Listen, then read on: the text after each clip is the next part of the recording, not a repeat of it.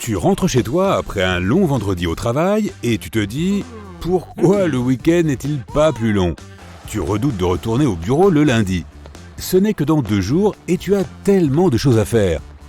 Et puis dès que tu allumes le journal télévisé, tu entends la meilleure nouvelle que tu puisses imaginer.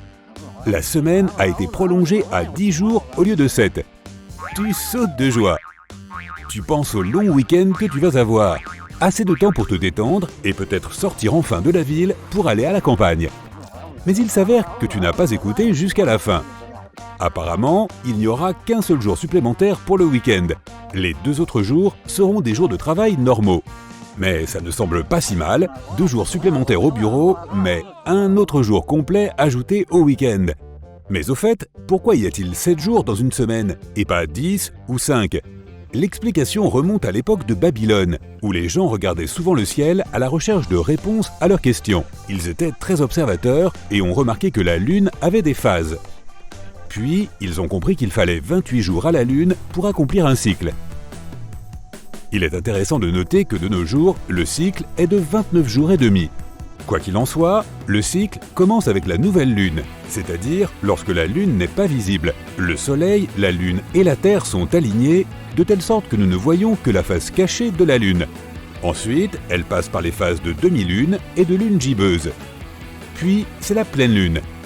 À partir de ce point, le processus est inversé. Demi-lune, croissant de lune et enfin, c'est à nouveau la nouvelle Lune.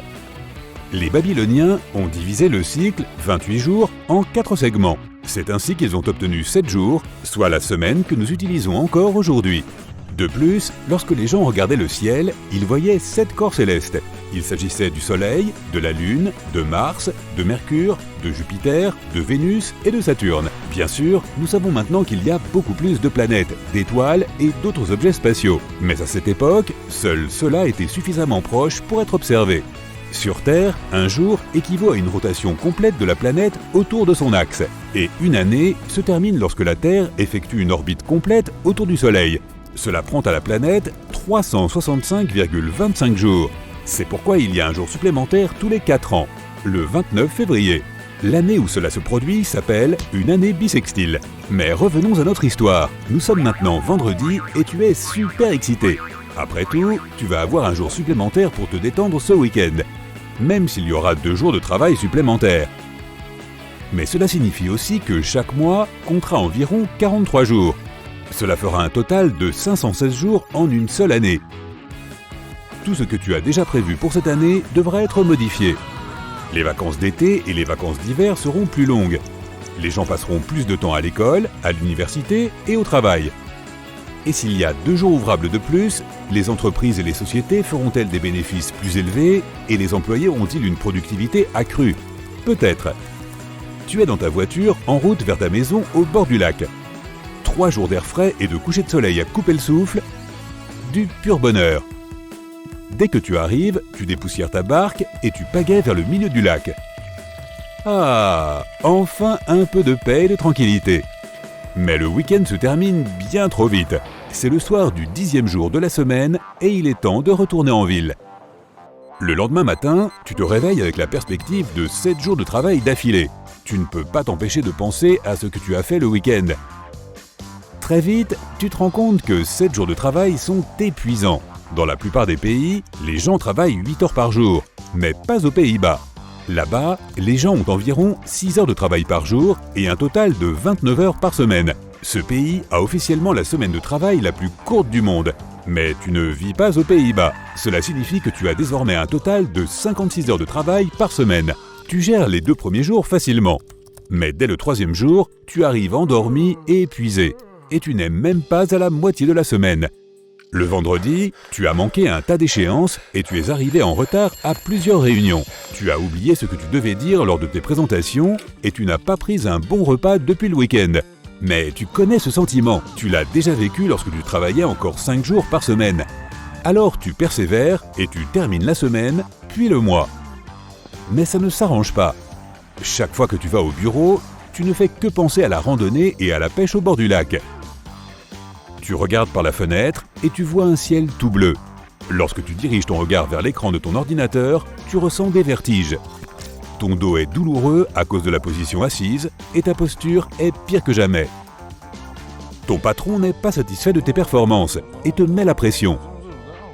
Mais tu peux voir que tes collègues sont aussi épuisés que toi et ils ne font pas mieux face à la situation. Un jour, tu remarques que tout et tout le monde au bureau t'irrite. Cela te pousse à t'en prendre aux gens. Et cela va dans les deux sens. Il semble que même tes bons collègues, avec qui tu travailles depuis plus de 5 ans, ne te supportent plus. Être impoli et oublier de répondre aux appels ou aux emails n'arrange pas ton cas. 6 mois plus tard, tu ne peux presque plus regarder ton écran d'ordinateur. Les 3 jours de repos ne suffisent pas à compenser les 7 jours de travail. Tous tes collaborateurs ressentent la même chose. Beaucoup de tes collègues ont déjà démissionné. Ils ont décidé de trouver de nouveaux jobs avec de meilleures conditions de travail. Tu dois maintenant mettre des lunettes pour travailler sur ton ordinateur. À force de te fatiguer les yeux semaine après semaine pendant 7 jours, ta vue s'est beaucoup dégradée. Tu te rappelles sans cesse que les vacances d'hiver ne sont que dans 2 mois. Mais cela fait 86 jours au lieu de 60 comme avant. Avance rapide jusqu'aux vacances. C'est la dernière semaine avant que tout le monde ne parte en congé. Tu ne peux pas t'empêcher de rêver de la plage. Mais ensuite, une annonce est publiée. Pour une raison mystérieuse, les vacances d'hiver ont été écourtées. Ce qui signifie que tu dois renoncer à ton rêve de faire du surf, de prendre des bains de soleil et de nager dans l'océan. Tu ne pourras pas aller plus loin que ta cabane. Qu'es-tu censé faire là-bas en plein hiver? Des bonhommes de neige? Tout le monde autour de toi semble être aussi désespéré. Les gens commencent à perdre espoir. Un professeur qui a l'habitude d'enseigner aux élèves 5 jours par semaine doit maintenant se préparer à 7 jours de cours. Cela ne signifie pas que les semestres ne dureront que quelques mois. Ils seront aussi longs qu'avant, voire même plus longs. Les vacances d'été resteront également les mêmes. Un ouvrier du bâtiment sera épuisé après 7 jours de travail. Poser des briques, faire fonctionner une grue ou un marteau-piqueur deviendra encore plus fatigant qu'avant. La plupart des chantiers durent des mois. Lorsque les ouvriers sont fatigués et n'ont pas assez de repos, des erreurs sont inévitables. Or, sur un chantier, même la plus petite erreur peut être fatale. Tu auras besoin de plus d'essence pour ta voiture car tu devras te rendre au travail plus souvent, 7 jours par semaine au lieu de 5. Et comme il y aura une forte demande d'essence, son prix finira par augmenter. Très bientôt, cela entraînera aussi des pénuries de carburant. De plus en plus de gens commenceront à utiliser les transports en commun. Bientôt, ils seront principalement alimentés par l'électricité. Le surmenage va modifier le comportement des gens. Les gens ayant un emploi normal seront beaucoup plus stressés et irritables. Un week-end de 3 jours ne pourra pas compenser les 7 longues journées de travail. De plus en plus de gens iront chez le médecin avec leurs nouveaux problèmes. Mais les médecins feront aussi des heures supplémentaires et ils auront également leurs propres soucis. Les gens qui cumulent 2 emplois pour subvenir aux besoins de leur famille seront ceux qui souffriront le plus. Ils ne seront pas en mesure de supporter une pression plus forte pour essayer de joindre les deux bouts. Les gens devront davantage faire la navette, les usines et les ateliers travailleront non-stop, 7 jours sur 7, au lieu de 5 seulement. Cela aggravera la pollution de l'air. De plus, en travaillant plus longtemps, les industries auront besoin de plus de ressources naturelles. Tout ce que tu peux espérer, c'est que cette expérience insensée se termine le plus vite possible.